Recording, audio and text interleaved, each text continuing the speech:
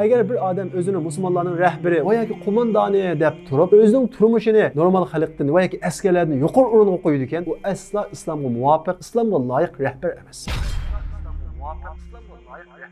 Mening millatimdan, mening oilamdan yoki mening tuqqanim deb zolimlarning safiga o'z ixtiyorlik bilan qo'shilgan kishilarga istoshlik qilish, ularga ish og'irtish bir odamning iymoniga daz ketkazib o'tadi.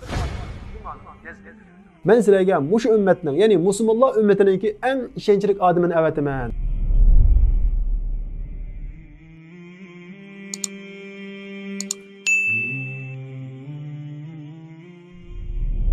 Biz bugün Peygamberimiz Muhammed Aleyhisselam en işençilik adam deb süperlegen, şundaqla onu cennet ehlinden deb bisharat bergen, şundaqla Allah üçün özünün en yaxşı ko'rgan adamını qurban qilgan, Allah Taala o haqqida mengu tilovat qilingan Qur'on-i Karimda oyat nazil qilgan büyük qahramon sahoba Abu Ubayda ibn Jarrah bilan tunishib chiqamiz. Abu Ubayda ibn Jarrah Hazrat Abu Bakrning da'vat qilishi bilan iymon etgan bo'lib, Abu Bakrdan faqat bir kun keyin iymon etdi. Ya'ni Peygamberimiz Muhammed Aleyhisselamga eng dastlabda iymon etgan sahobalarning qatoridir. O Mekke'de ko'zi ko'ringan qilichvoz yoshlarning birisi edi. Uning dadasi iymon etmayli bo'ldi qilmay, Peygamberimiz Muhammed Aleyhisselamga va sahobalarga nayt dushmanlik qildi. Bu sababdan Abu Ubayda mo boshqa sahobalarga o'xshash iymon etganlik uchun o'zining dadasidan nurg'ulgan aziyatlarga va zulmlarga uchraydi. Bu sababdan ikkinchi qatim Habasistonga hijrat qilgan sahobalar qo'shilib Habasistonga hijrat qildi. O Habasistonda bir mezgil turgandan keyin Peygamberimiz Muhammed Aleyhisselamdan ayrilib yolg'iz turish unga nayt ig'ir kelib qaytib keldi. Bir mezgil o'tgandan keyin Peygamberimiz Muhammed Aleyhisselam Mekke'deki musulmonlarni Madinaga hijrat qilishga buyruq qilganda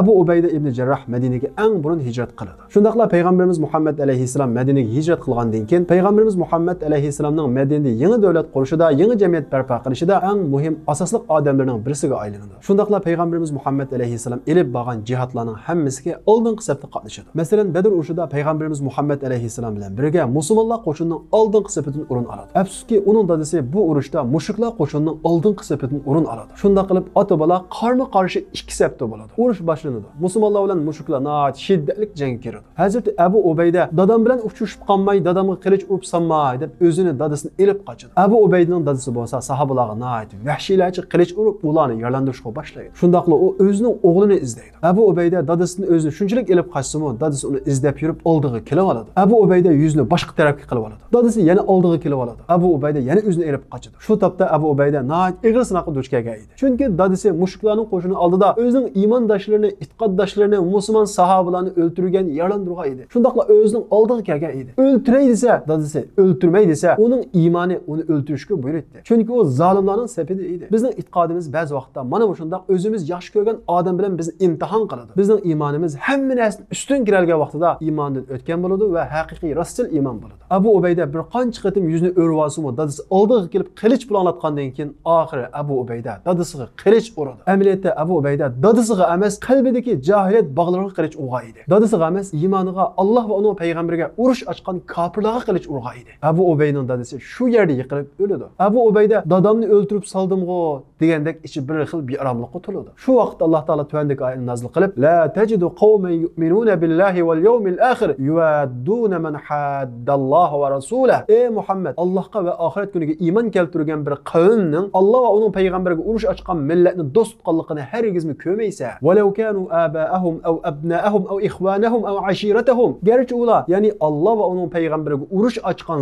zolimlar o'zining dadasi, o'zining bolasi, o'zining qarindishi, o'zining tuqquni bo'lgan taqdirdami bir mu'min Alloh va uning payg'ambariga urush ochgan, ya'ni islomga urush ochgan bir zolimlarni hargiz do'st tutmaydi, hargiz yaxshi ko'rmaydi, hargiz uni ich og'ritmaydi, hislashlik qilmaydi degan bu oyatni nazil qiladi. Abu Ubayda bu oyat nazil bo'lgandan keyin qalbini aram topadi. Chunki Abu Ubayda Alloh taolo aytgandek, garchi o'zining dadasi bo'lsa-mu, zolimlarning, tajovuzchilarning Alloh va uning payg'ambariga urush ochgan kishilarning safida bo'lganligi uchun uning qilich uralgan edi. Ya'ni uning iymoni haqiqiy tasdiqdan o'tgan edi. Shundaqla u islomdagi muhabbat va nafrat aqidasini amaliyat bilan o'ttirib qo'ygan edi. Ya'ni islomda bizning muhabbatimiz iymon ustiga, adolat ustiga quriladi. Bizning nafratimiz, yomon ko'rishimiz bo'lsa, zulm ustiga, tajovuzchilik ustiga va kufrlik ustiga bo'ladi. Mening millatimdan, mening oilamdan yoki mening tuqqanim deb zolimlarning safidagi, ya'ni zolimlarning safiga o'z ixtiyorlik bilan qo'shilgan kishilarga istoshlik qilish, ularga ularga ish og'irtish bir odamning iymoniga dez ketkizib o'tadi. Chunki Alloh taolo yuqorgi oyatda mu'minlarning sifatini bayon qilib, ular Alloh va uning payg'ambariga urush ochganlarni do'st tutmaydi, ya'ni ularga esdashlik qilmaydi. Ular garchi qarindishi bo'lgan taqdirda qarindishim deb ular bilan yaqinlashmaydi, do'st tutmaydi deydi. Esimizda bo'lish kerakki, Abu Ubayda dadisini kafir bo'lganlik uchun o'ldirmadi. Balki zolimlarning safida bo'lganlik uchun o'ldirdi. Bir kafir bo'lganlik uchun o'ldirilmaydi. Kafir bo'lsin, fosiq bo'lsin, hatto o'zi musulmon deb turib, musulmonlarga Alloh va uning payg'ambariga urush açsa, undan keyin u dushman safida bo'lgan bo'ladi. Abu Ubayda payg'ambarimiz Muhammad alayhisalom bilan birga Uhud urushiga birga chiqadi. Mushuklar payg'ambarimiz Muhammad alayhisalomga nihoyat ig'ir qilich urib, qalpiqining halqalarini yuziga patur etgan edi. Hazrati Abu Bakr payg'ambarimiz Muhammad alayhisalomning yuziga petib ketgan qalpoqning halqasini elish uchun qo'lini uzatgan vaqtida payg'ambarimiz Muhammad alayhisalomni o'zining jendek ko'radigan Abu Ubayda, "Ey Hazrati Abu Bakr, to'xtab tusla, o'zim tatay" deb payg'ambarimiz Muhammad alayhisalomning yuziga petib ketgan halqini qo'li bilan emas, tishi bilan nihoyat avaylab kuchab tatidi. Lekin payg'ambarimiz Muhammad alayhisalomning yuziga halqa shu qadar petib ketganki, Abu Ubaydaning bir tishi tushib ketdi. Sahobalar bo'ldi qil deb tursa, Abu Ubayda yana unimay o'zim tataman deb yana bir tishi bilan payg'ambarimiz Muhammad alayhisalomning yuzidagi halqini mahkam tishlab tatidi. Halqi chiqdi, lekin yana bir tishimi halq bilan birga tushib ketdi. Sahobalar Abu Ubayda tushib ketgandan keyin texim umoq bo'lib ketdi deyishdi. Abu Ubaydadagi payg'ambarimiz Muhammad alayhisalomga bo'lgan sevgi mana shunday edi. Payg'ambarimiz Muhammad alayhisalom uchun jon ko'ydirdi. Sizga eng sevimli, siz eng yaxshi ko'rgan kishi kim deb so'ralsa, payg'ambarimiz Muhammad alayhisalom Hazrat Abu Bakr dedi. Undan keyinchi desa Hazrat Umar dedi. Undan keyinchi desa Abu Ubayda dedi. Ya'ni payg'ambarimiz Muhammad alayhisalomning nazarida Abu Ubaydaning o'rni Hazrat Umardan keyinli keladi. Bir kishilar payg'ambarimiz Muhammad alayhisalomga, "Ey Rasululloh, bizga hukm chiqarib bergan bir odamni avatsang" deydi. Payg'ambarimiz Muhammad alayhisalom, "Men sizlarga mush ummatning, ya'ni musulmonlar ummatiningki eng ishonchli odamini avataman" deydi. Bu gapni anglagan Hazrat Umar, "Qashki payg'ambarimiz Muhammad alayhisalom eng ishonchli deb sifatlagan u odam men bo'lib qolsam-chu" deb shunda arzu qilib ketdi. Payg'ambarimiz Muhammad alayhisalom namozni o'qib bo'lgandan keyin sahobalar orasidan u ishonchli odamni izlaydi. Hazrat Umar, "Qashki men bo'lib qolsam-chu" deb bo'ynini susab ketdi. Payg'ambarimiz Muhammad alayhisalom Abu Ubaydani chaqirib, "Mana bu mush ummatning eng ishonchli odami" deydi. Abu Ubaydaning qanday ishonchli ekanligini tuvanda ko'ramiz. Payg'ambarimiz Muhammad alayhisalom Abu Ubaydani ismini atab jannat ahlidan deb bishorat beradi. Ya'ni Abu Ubayda jannat bilan bishorat berilgan 10 sahobaning birisi. Abu Ubayda payg'ambarimiz Muhammad alayhisalom tarafidan ana shunday sifatlarga va tariflarga erishib turibmi, payg'ambarimiz Muhammad alayhisalom ilib bo'lgan jihatlarning birisidan miqib qolmaydi. Shundaqla payg'ambarimiz Muhammad alayhisalomning vafotidan keyin payg'ambarimiz Muhammad alayhisalomga kim xalifa bo'ladi deb datalash chiqilib qolgan vaqtida Hazrat Abu Bakr,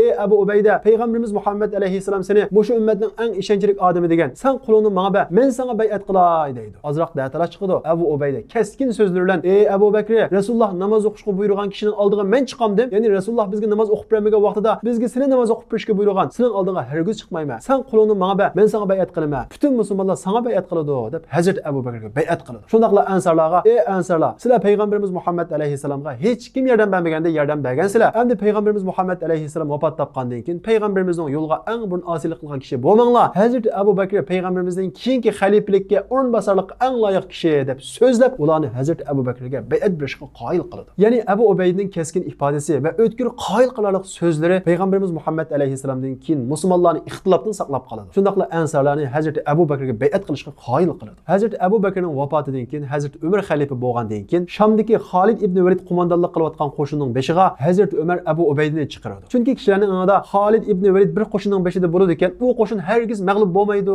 degan bir ang shakllanib qolgan edi. Hazrat Umar g'alabaning faqat Allohning ekanligini bildirish uchun Xolid ibn Validning huquqini elib tashlab, uning o'rniga Abu Ubaydani qo'ydi. Hazrat Umar uni qo'shinga qo'mondon qilib bo'lgandan keyin bir odamdan 400 dinar va 400 dirham avatdi. Va uningga, "Sen qarab tur, Abu Ubayda u pullarni ne hajlaydi ekan" dedi. U odam Hazrat Umar avatgan pullarni Abu Ubaydaning qishiga elib keladi. Abu Ubayda pulni qulog'ima olmasdilar, faqir miskinlarning hammani chaqirib taqib etdi. U odam Hazrat Umarning qishiga qaytib, bo'g'a ishlarning hammani so'zlab berdi. Hazrat Umar islomda mana shunday kishilarni qilgan Allohga hamdlar bo'lsin dedi. Yana bir qancha yil o'tgandan keyin Hazrat Umar Shamdagi musulmonlar qo'shinini ko'zdan kechirish uchun Shamga keladi va tomoq vaqtida Abu Ubaydaning chedirga keladi. Abu Ubayda, "Ey mu'minlarning amiri, sizga askarlarning tomoqini elib kelsinmi yoki qo'mondonlarning tomoqini elib kelsinmi" dedi. Hazrat Umar, "Qo'mondonlarning tomoqini elib kelsin" dedi. Sahobalar bir parcha non, bir qancha tal xurmo elib keladi. Hazrat Umar, "Qo'mondonlarning tomoqi bumi" dedi. Abu Ubayda, "Ha, mushu" dedi. Hazreti Ömer askerlarning tomog'ini keltiringlar deydi. Sahobalar go'sht, sho'rpa keltirdi. Hazreti Ömer buni qarab ko'z yoshini tutolmay, seni mushu ummatning ishonchlik odami degan payg'ambarimiz Muhammad alayhissalom nima degan rost aytgan? Sen haqiqatan bu ummatning ishonchlik odami ekansan. Sen qo'mondan turib quruq non xo'rmaydi ekansan, askarlaring bo'lsa go'sht va sho'rpaga chilangan non yeydi ekan. Sen bu ummatning haqiqatan ishonchlik odami ekansan deb yig'lab ketadi. Islomda ishonchlik degan sifat mana mushundaq ishlar bilan bo'ladi. Chunki islomda boshliq, qo'mondan va yoki rahbar xalqning xizmatkori bo'ladi. O'ziga bir manfaat kelsa va yoki imtiyoz kelsa, uni eng yaqinlaridan, tuqqanlaridan emas, askarlardan, ya'ni xalqidan boshlaydi. Mana bu islomdagi haqiqiy qo'mondanning, rahbarning, boshliqning obrazi. Agar bir odam o'zini musulmonlarning rahbari va yoki boshlig'i va yoki qo'mondoni deb turib, o'zining turmushini, yemak ichmakini, kiyim-kechigini va turalg'usini normal xalqdan va yoki askarlarni yuqori o'ringa qo'ydi ekan, u aslo islomga muvofiq, islomga loyiq rahbar emas. Abu Ubayda Shamda qo'mondonlik qilayotgan paytida Shamda Amvos vabosi tarqashga boshlaydi. Hazrati Umar Abu Ubaydaga o'xshash yaramli qo'mondondan ayrilib qilishdan ansirab Abu Ubaydaga xat yozadi. Ey Abu Ubayda, meni sana jiddiy hojatim tushdi. Darhol qaytib kel deydi. Abu Ubayda mu'minlarning amiri Hazrati Umarning xatini topshirib olgandan keyin Hazrati Umarning maqsadini tushunib qoladi. Abu Ubayda Hazrati Umarga tuvandagi xat yozadi. Ey mu'minlarning amiri, sizning menga tushgan hojatlarni bildim. Men musulmonlarning orasida turib, ularga kelgan balo qazodan o'zimni ilib qochishni to'g'ri ko'rmayman. Hatto o'lguchilik ulardan ayrilishni to'g'ri ko'rmayman. Shuning uchun bu qatim menga ruxsat qilasizlar. Men o'lgucha qo'shinimga nima kelsa, shuni ko'raman deb xat avadi. Hazreti Ömer xatni topshirib elib o'qiydi va ko'z yoshini tutolmay yig'lab ketdi. Sahobalar, ey mu'minlarning amiri, nima bo'ldi? Abu Ubayda vafot bo'ptimi deydi. Hazreti Ömer vafot bo'lmabdi, lekin ajal yaqinlashib qopti deydi. Chunki u vaqtda vabo nihoyat keng tarqalgan edi. Darvaqa bir qancha kun o'tgandan keyin Abu Ubayda bu vabo bilan yo'qolib, milodiy 639-yili, hijriya 18-yili ruhini Allohga topshirib vafot bo'ladi. Allah Taala Abu Ubaydaga rahmat qilsin. Allah Taala bizning rahbarlarimizga, qo'mondonlarimizga Abu Ubaydaga o'xshash ruhni ato qilsin. Abu Ubaydaga o'xshash askarlarni, xalqini o'zini ustun ko'radigan, o'zini xalqining chakari deb biladigan bu xil islomiy rahbarning axloqini ato qilsin. Alloh taolo oramizdan Abu Ubaydaga o'xshash ishonchlik va yaramli kishilarni ko'plab chiqarib bersin. Alloh taolo Abu Ubaydaga rahmat qilsin. Sahobalar izidin, chaqnagan izzat nuri, o'tgan siqin idin, haq islomning tulquli. Başakmaz kafirga şiddet bilen atseli, Hamza Halid Musa'dak şir yürek oğlanları.